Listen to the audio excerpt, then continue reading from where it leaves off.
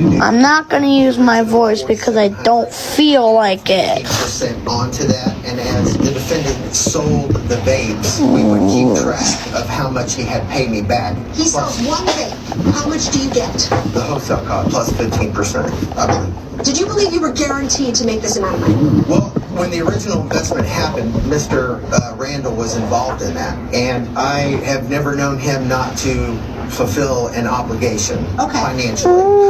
So I felt pretty comfortable making the initial investment with the two. So you still haven't answered my question. Okay. Did you believe that you were guaranteed to get your money? Yes. My worst case scenario was, okay, if these are not sold, perhaps I can get the vapes and then sell them myself.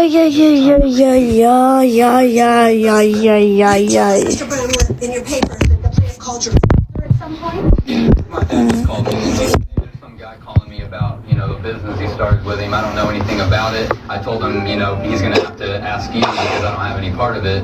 And then I called Sam and said, hey, do you mind not contacting any more of my family members? This is between us. Mr. Schmidt, what prompted you to do that? I couldn't get him to return a text or a phone call, Your Honor. So you called his dad? Yes, Your Honor. And what did you say?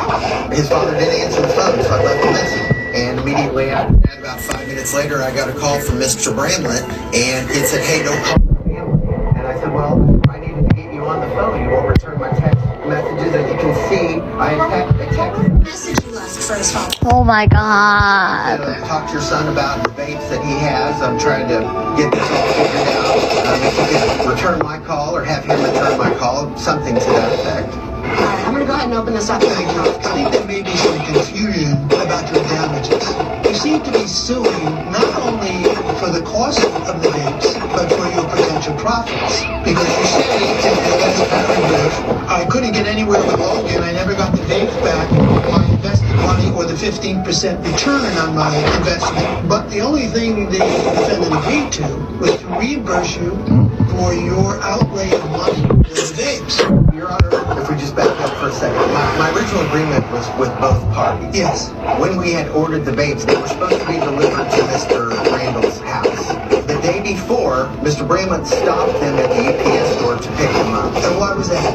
Well, I had cut West out of the